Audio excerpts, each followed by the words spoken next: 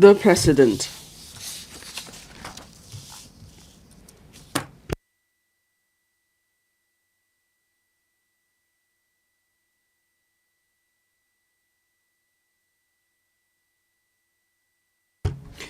Members,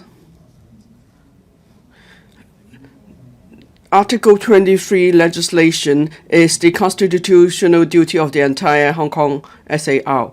We have already been dragging our feet for over 27 years in fulfilling this duty. So the government and the Legislative Council must work together to ensure the early completion of the legislative exercise. Now, the bill is of necessity and urgency in safeguarding national security. So the SAR government proposes that the Council speedily consider the safeguarding national security bill, including convening a special meeting for the first and second reading of the bill, and also for the early convening of meetings of the Bills Committee to consider the bill. I fully support the Chief Executive's suggestion. That's why today I convened this special meeting for the bill to receive its first and second reading. The chairman of the Bills Committee has also decided to convene a meeting this afternoon immediately after the first and second reading of the bill. It is to achieve the objective of completing the legislation as early as possible so that we can ensure national security is safeguarded effectively as soon as possible. Government Bill, first reading. Safeguarding National Security Bill. Second reading, Secretary for Security. President, I move the second reading of the Safeguarding National Security Bill. The bill.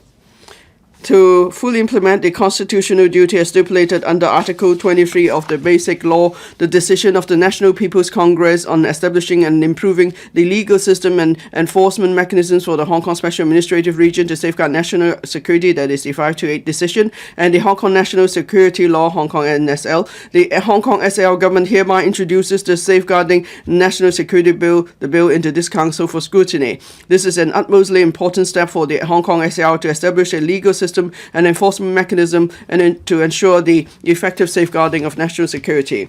Article 23 of the Basic Law stipulates that the Hong Kong Special Administrative Region shall enact laws on its own to prohibit any act of treason, secession, sedition, subversion against the Central People's Government, or theft of state secrets, to prohibit foreign political organizations or bodies from conducting political activities in the region, and to prohibit political organizations or bodies of the region from establishing ties with foreign political bodies or organizations.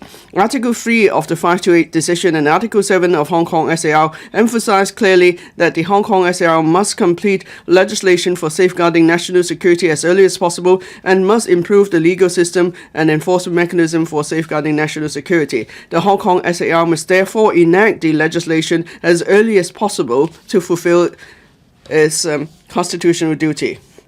There is also a genuine and urgent need to legislate for Article 23. The Hong Kong SAR has gone through the unbearably painful experience of having our national security seriously threatened, especially during the Hong Kong version of Colour Revolution and Black Flag violence in 2018.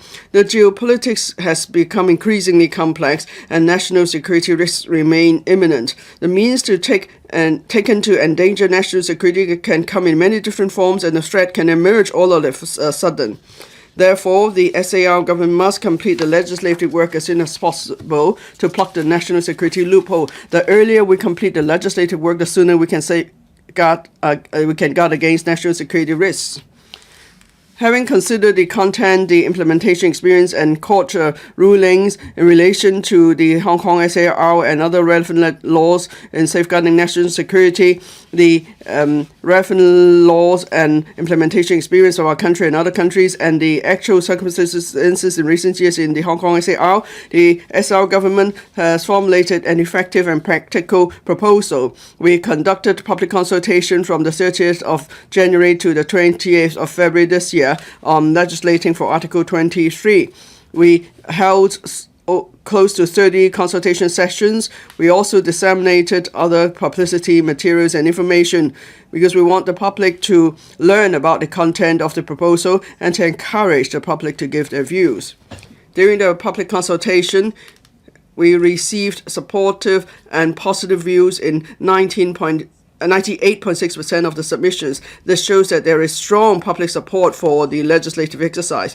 The Security Bureau and the Department of Justice have been working speedily in recent days to analyze and consider views received from the public consultation so that we could complete the drafting of the bill.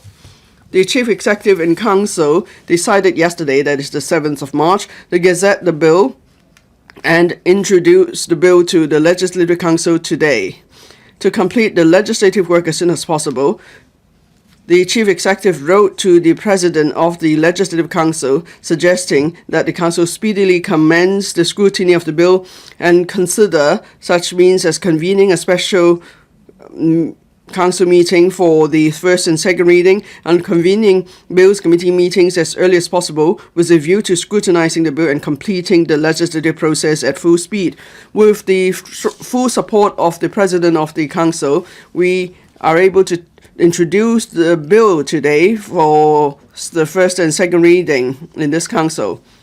We also have the support of the chairman of the subcommittee to study matters relating to Basic Law Article 23 legislation. The subcommittee will become a Bills Committee this afternoon and will proceed with the scrutiny of the bill at once. The arrangement is testimony to the concerted effort of the Hong Kong SAR Executive and Legislature in completing the legislative exercise as soon as possible. The SAR government is most grateful to the Council.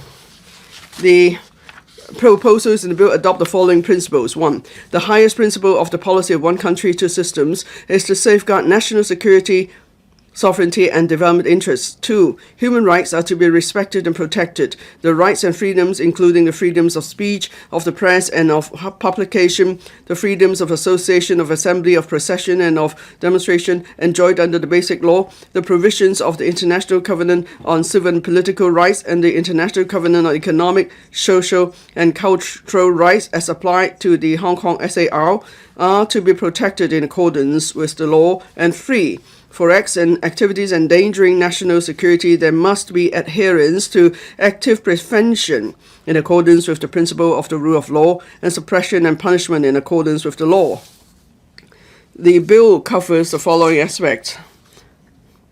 The bill covers the preamble to state the legislative intent, the legal basis, and the duty of the Hong Kong SAR to safeguard national security.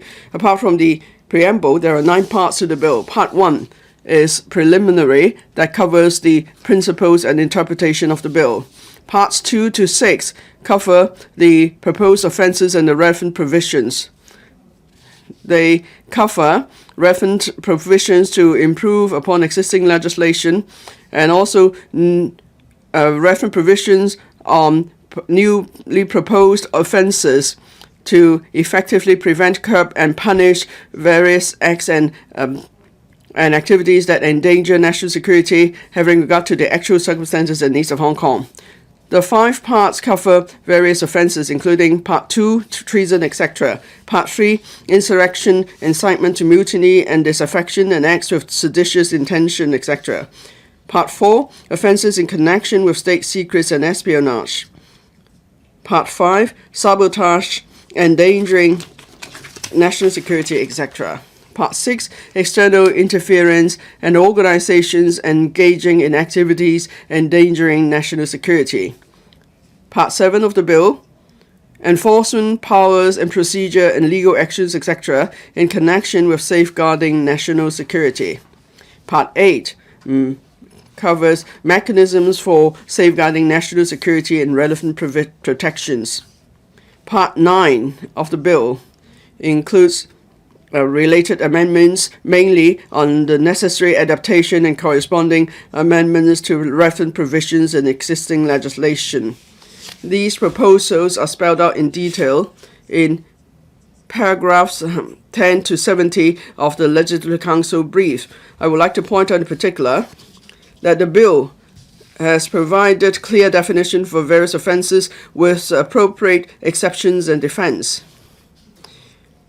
And also, in accordance with the general principles of the criminal law, there is need to prove mens rea for the relevant offences. There is a need to prove that the defendant in carrying out acts or activities that endanger national security, have intention, knowledge, or act recklessly. And innocent people will not be caught by the law inadvertently. During the consultation period, we received various views and suggestions on the scope of application of individual offences, persons to whom the bill applies, penalty, defence, and so on. The offences in the bill are based on the proposed offences in the consultation document, and there is further refinement of the relevant offences, including the penalties. On the power of enforcement, judicial proceedings, and other in legal system measures in relation to legal system and enforcement mechanisms of and safeguarding national security, they are put forward after careful and cautious consideration. Then all the necessary conditions are listed out carefully. And there is also restrictions on powers given to different enforcement bodies. So the above measures all show that we every intention to protect human rights under the basic law. And we have prepared a document on the relationship between safeguarding national security and protecting human rights that's annexed to the Legislative Council brief. This afternoon, we look forward to explaining to members further the details of the bill at the Relevant Bills Committee meeting. We will fully support the work of the Bills Committee in completing the deliberations early. On behalf of the SL government, I must thank the Council for its full support and cooperation.